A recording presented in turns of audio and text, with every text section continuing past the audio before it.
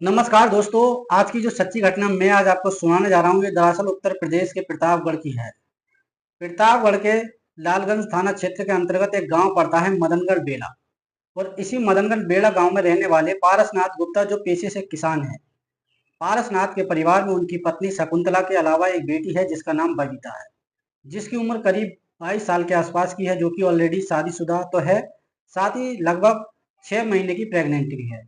बबीता के पति का नाम सुनील गुप्ता, जिसकी उम्र करीब जो है 27 साल के आसपास की है, दिल्ली शहर में रहकर एक प्राइवेट नौकरी करता था। बात कर रहा हूँ 15 मार्च 2026 की सुबह के करीब 9 बजे के आसपास। दरअसल बबीता जो अपने मायके माता पिता के साथ रह रही थी, अचानक उसके पेट में हल्की सी दर्द महसूस होती है।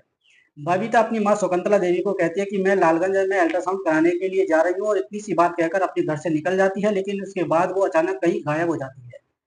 देर शाम तक भी बबीता जब घर वापस नहीं आती है, तो आखिरकार शाम के करीब 5 बजे के आसपास बबीता के पिता पारसनाथ सिंह जब अपनी बेटी के नंबर पर कॉल करते हैं या पता लगाने की कोशिश करते हैं, तो वो इतनी देर तक कहाँ रह गई, लेकिन जब कॉल करते हैं तो बबीता का नंबर स्विच ऑफ बताने लगता है, जिसकी वजह से पारसनाथ कई बार अपनी बेटी के नंबर पर लगातार कॉल करते रहते हैं, लेकिन हर बार फोन स्विच ऑफ बताने लगता है।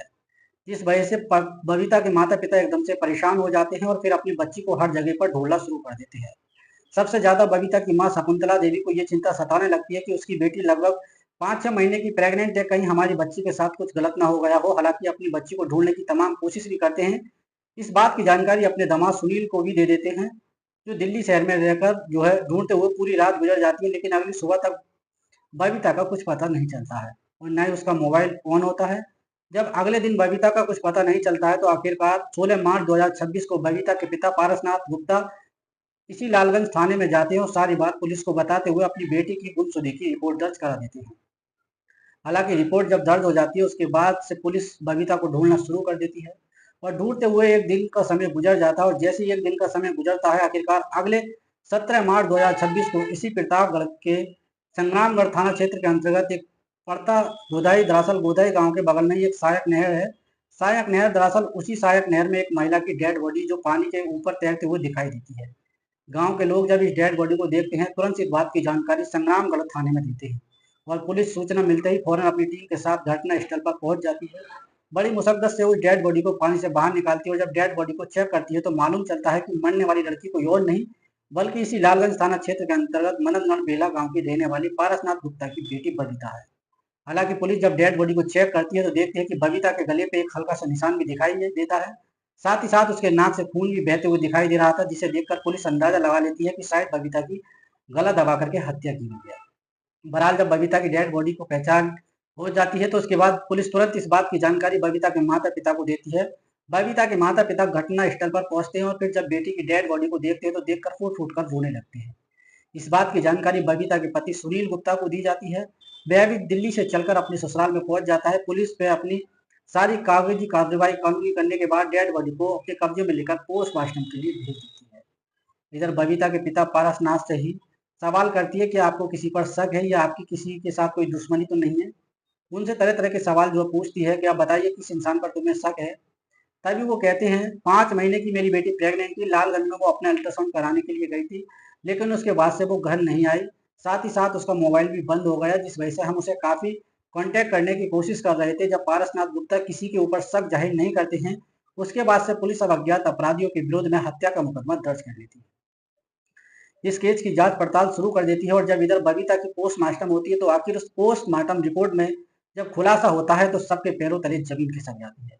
उसमें खुलासा होता है कि इसकी गला दबाकर हत्या की गई है, जब अपराधियों को पता लगाने तक पहुंचने के लिए तमाम तरह की कोशिश करना शुरू कर देती है। दरअसल पुलिस अब सच्चाई पता लगाने के लिए सबसे पहले बबीता के उस मोबाइल नंबर को जो है चालू करती है, फिर जो है उससे ही डिटेल निकालती है, और जब डिटेल चेक करती है, तो पता चलता है कि उसमें एक ऐसा नंबर था जो बबीता पिछले जो है कई सालों से बातचीत करते आ रही थी। और चौंकाने वाली बात यह है कि बबीता उसी नंबर पर आखिरी बात बात भी करती है।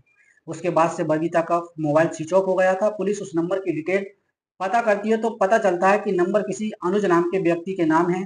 अनुज, जिसकी उम्र करीबन 25 से 26 साल के आसपास है, इसी लालगंज थाना क्षेत्र के अंतर्गत संगीपुर गांव का रहने वाला है, पेशे से मैकेनिक है। दरअसल इसी लालगंज में वह अपनी खुद की पेट्रोल पंप के बगल में ही मैकेनिक की दुकान चला रहा था। पुलिस को जैसे ये सारी डिटेल मिल जाती है, उसके बाद से पुलिस अब अनुज को पूछताछ करने के लिए अब जब इसके घर पर जाती है तो मालूम चलता है कि अनुज अपना घर छोड़कर पहले ही भाग चुका था, जिसकी वजह से पुलिस को पूरा यकीन हो जाता है कि शायद बबीता की हत्या करने के बारे में अनुज जरूर कुछ न कुछ जानता था। इसलिए पुलिस अब बड़ी सरगर्मी से अनुज को हर जगह ढूंढना स्टार्ट कर देती है और साथ ही साथ अपने ख्वाबियों में कमी काम पर लगा देती है। और जैसे ही 2 दिन का वक्त गुजर जाता है, 19 मार्च 2026 को पुलिस खबरों के ही तहरीर पर उस लोकेशन पहुंच जाती है जहां पर वो अनुज छुपा हुआ था और अनुज को गिरफ्तार करके थाने लेकर आती है। अनुज से बबीता की हत्या के बारे में पूछा जाता है तो अब पहले तो पुलिस वालों को भरपूर घुमाने की कोशिश करता है, लेकिन पुलिस जब उसे सख्ती से पूछताछ करती है तो आखिरकार अनुज मजबूर होकर के अपनी सच्चाई नहीं बल्कि कबूल करता है। पुलिस वालों से कहता है कि हाँ साहब, बबीता की हत्या मैंने ही किया है। लेकिन अनुज इस हत्या के पीछे की पूरी कहानी बताता है तो ये कहानी सुनकर हर किसी को रोना आता है। बबीता के माता पिता भी एकदम से चौंक जाते हैं। दरअसल इस कहानी की शुरुआत होती है घटना के ठीक लगभग 3 साल पहले। गांव के संगीपुर गांव का रहने वाला अनुज, जो इसी लालगंज में काम करता था, अपनी खुद की दुकान रख रखी थी। 2.5-3 साल पहले इस लालगंज में अनुज की जब बबीता से मुलाकात होती है तो दोनों के बीच में दोस्ती हो जाती है। पहली नज़र में दोनों एक दूसरे को पसंद कर लेते हैं और फिर फ़ोन नंबर एक दूसरे के साथ शेयर कर लेते हैं। फिर दोनों बातचीत करने लगते हैं। बबीता का नतीजा ये होता है कि कुछ ही महीनों के बाद आखिर अनुज और बबीता के बीच में प्रेम प्रसंग शुरू हो जाता है। दोनों के बीच में जब प्रेम प्रसंग शुरू हो जाता है तो एक दूसरे से बातचीत कर रहे थे। जब भी मौका मिलता था मुलाकात करने के लिए वो जगह जगह जाना शुरू कर देते हैं। अनुज को इतना चाहने लगती है बबीता कि उससे शादी करने का फैसला भी ले लेती है। हालांकि अनुज भी जो बबीता से प्यार नहीं करता था बल्कि उससे शादी करना नहीं चाहता था, उसे अपनी प्रेम पत्नी मान चुका था। लेकिन बबीता जो अनुज के साथ में अफेयर हुआ था, इस बारे में उसके ना तो पिता को मालूम था ना माँ को। इधर बबीता जैसे ही जवानी की दहलीज पर कदम रखती है, बबीता के माता पिता अपनी बच्ची की शादी करने के लिए उसके लिए एक लड़का ढूंढना शुरू कर देते हैं। पारसनाथ की ये तलाश रायबरेली के सलवन रतोसा गांव में जाकर खत्म हो जाती है, क्योंकि इस सलवन रतोसा गांव में रहने वाला सुनील गुप्ता उन्हें पसंद आ जाता है। जैसे ही सुनील पसंद आ जाता है उसके बाद से बेटी का रिश्ता तय कर देते हैं सुनील के साथ। शादी की तारीख रखते हैं और आखिरकार साल 2025 के अप्रैल महीने में अपनी बेटी की शादी सुनील गुप्ता के साथ कर देते हैं। हालांकि ये शादी जब तय होती है शादी के तुरंत बाद जाकर बबीता खुद अपने प्रेमी अनुज के ऊपर दबाव डालती है कि चल तू मेरे घर पर चल, मेरे परिवार वालों से बातचीत कर, मैं सुनील गुप्ता से शादी नहीं करने वाली हूँ, मैं तेरे से शादी करने वाली हूँ।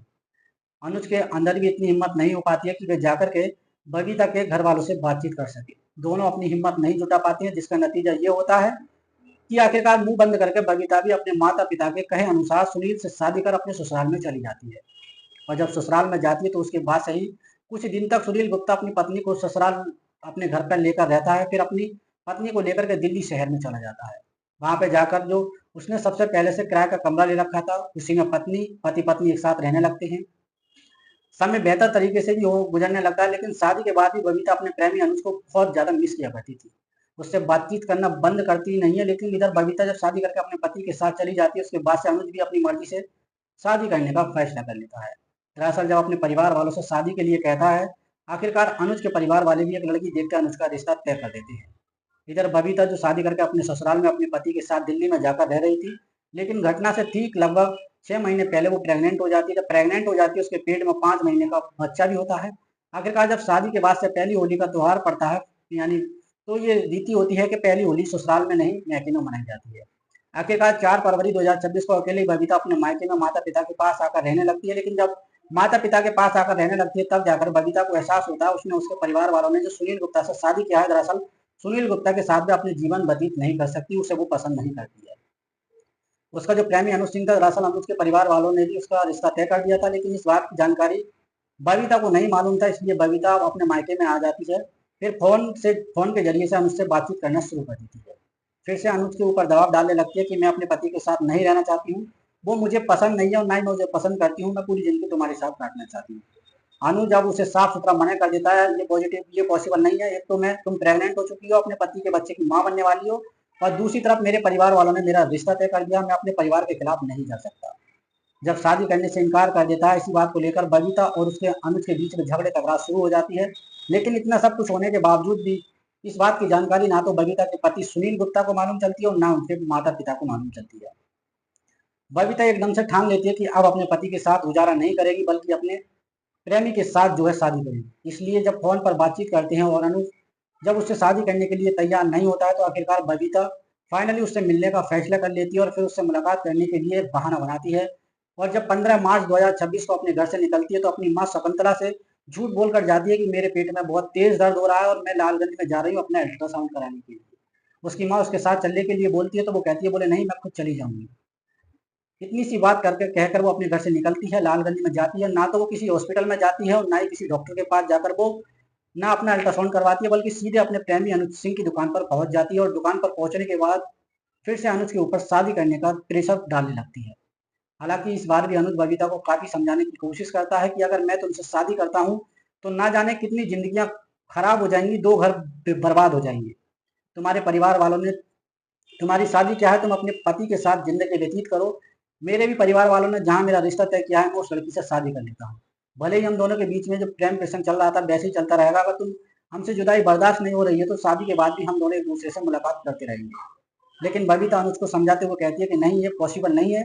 दरअसल मेरा मन मेरे पति में बिल्कुल नहीं लगता है, ना वो मुझे पसंद है। जब मैं अपने पति के साथ रहती हूँ अक्सर तुम्हारी कमी महसूस होती है, इसलिए तुम्हारे साथ अपना जीवन व्यतीत करना चाहती हूँ।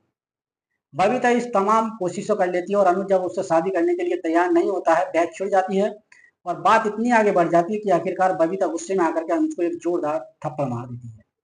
और थप्पड़ जैसी लगती है तो जोरदार तमाचा उसके गाल पर पड़ता है। ये तमाचा उसके गाल पे न जाकर बल्कि उसके सीधे दिल पर पड़ता है। इस बात का उसे बहुत गुस्सा आता है। उसी वक्त ही अनुज बबीता को मारने का फैसला कर लेता है, लेकिन बबीता को मारने के लिए बड़ी सावधानी से कदम उठाता है। दरअसल तय कर लेता है कि बबीता को मार देगा, लेकिन बबीता को मारने के लिए एक प्लान बनाता है। पहले बबीता से मीठी मीठी बातें करता है, उसे ले जाकर के अपने गोदाम में बैठा देता है और उससे कहता है कि तुम्हारा दिमाग बहुत गर्म है, ऐसा करो मैं तुम्हें एक ठंडा लेकर आता हूँ, उस ठंडा को पियो, जब तुम्हारा दिमाग ठंडा हो जाएगा उसके बाद हम बात करते हैं। वहां से अनुज एक दुकान पर जाता है, जाकर के एक कोल्ड ड्रिंक लाता है, लेकिन उसी कोल्ड ड्रिंक में कुछ नशीला पदार्थ मिला देता है, जिससे अनुज को पूरा यकीन हो जाता है कि जब बबीता इस कोल्ड ड्रिंक को पिएगी तो धीरे धीरे उसकी मौत हो जाएगी। लेकिन जब कोल्ड ड्रिंक को लेकर जाता है बबीता के पास तो वो पीने से बिल्कुल मना कर देती है, इनकार कर देती है कि मेरे गले में खराबी है, मैं ये कोल्ड ड्रिंक नहीं पी सकती। अनुज के गाल पे जब तमाचा पड़ता है तो तिलमिला तो उठता है, किसी भी कीमत पे वो बबीता को बख्शने वाला नहीं था। जब बबीता तमाम रिक्वेस्ट के बाद भी उस कोल्ड ड्रिंक को नहीं पीती है तो आखिरकार अनुज मजबूर होकर के उसी गोदाम के अंदर बबीता की गला दबा करके हत्या कर देता है। बबीता की जब मौत हो जाती है तो उसके बाद सबसे पहले बबीता के मोबाइल को वो बंद करता है और फिर बबीता की डेड बॉडी को ठिकाने लगाने के लिए रात्रि होने का इंतजार करता है। जैसे ही रात्रि के अंधेरा हो जाता है उसके बाद से बबीता की डेड बॉडी को अपने कार की डिग्गी में रख लेता है। वहां से लेकर के निकलता है और सीधे संग्रामगढ़ थाना क्षेत्र के अंतर्गत जो गोधाई गांव है, दरअसल गोधाई गांव के पास में जो सहायक नहर है उसी नहर में जाता है और जाकर के कार की डिग्गी के अंदर से बबीता की डेड बॉडी को निकाल करके उसी नहर में फेंक देता है और उसके बाद से बड़े आराम से वापस अपने घर आ जाता है। अनुज जब ये पूरी कहानी पुलिस को बताता है उसके बाद से पुलिस अनुज के साथ उसके घर जाती है, उसके घर पे जाती है। उसके घर पे जाने के बाद जिस गाड़ी में बबीता की डेड बॉडी को ले जाकर के उसने नहर पे ठिकाने लगाया था, पुलिस सबूत के तौर पर उस गाड़ी को भी बरामद कर लेती है। जब अनुज अपनी सच्चाई कबूल कर लेता है उसके बाद सब पुलिस अब अनुज को जिला अदालत में पेश करती है, जहां से उसे जेल भेज दिया जाता है। लेकिन पुलिस जब इस केस का पूरा खुलासा करती है और असलियत जब खास करके बबीता के पति सुनील गुप्ता के साथ साथ खुद बबीता के माता पिता को मालूम चलता है तो उनके होश उड़ जाते हैं, उन्हें यकीन नहीं होता है। दरअसल उन्हें विश्वास नहीं होता है, ना वो कर पाती है इनकी बच्ची का अनुज के साथ ऐसा अफेयर चल रहा था। इसलिए उसे विश्वास की पुष्टि करने के लिए जब बबीता के माता पिता अनुज से मुलाकात करने के लिए जेल में जाते हैं और जाकर के उससे पूछताछ करते हैं कि ये बात तुम बता रही हो सत्य है या झूठ है। बबीता के माता पिता को भी वो बात बताने लगता है, उसने पुलिस को बता दिया था, वो सारी बात बबीता के माता पिता को बताता है तो उन्हें यकीन होता है। बाकायदा उनकी बच्ची है, अनुज के साथ अफेयर चल रहा था। लेकिन इस बात की जानकारी खास करके बबीता के पति सुनील गुप्ता को मालूम चलता है तो सुनील सोच में पड़ जाते हैं, हैरान हो जाते हैं, उनके पैरों तले जमीन खिसक जाते हैं कि किस तरीके से मेरी पत्नी का एक सातिर दिमाग था और उसके पेट में मेरा 5 महीने का बच्चा भी पल रहा था, इसके बावजूद भी वह अपने प्रेमी अनुज से शादी करना चाहती थी। इधर बबीता की डेड बॉडी को पोस्टमार्टम हो जाती है, उसके बाद पूरी डेड बॉडी को उसके माता पिता के हवाले कर देती है और फिर बबीता के माता पिता काफी नम आंखों से अपनी बच्ची का अंतिम संस्कार कर देते हैं। दोस्तों, इस घटना के बारे में आप क्या सोचते हैं? अपनी राय कमेंट बॉक्स में जरूर देना। कहते हैं ना कि दोस्तों, गलत रास्ते का गलत ही नतीजा होता है। ना ये लड़की इस रास्ते पर चलती और ना इसकी जो है जान जाती। तो दोस्तों, ये कहानी सुनाने का उद्देश्य मेरा किसी को परेशान करना नहीं था, न किसी की भावना को आहत करने का था, केवल समाज में होने वाली घटनाओं से आपको जागरूक और सचेत कराने का था कि आप अपने परिवार के साथ सुरक्षित रहिए।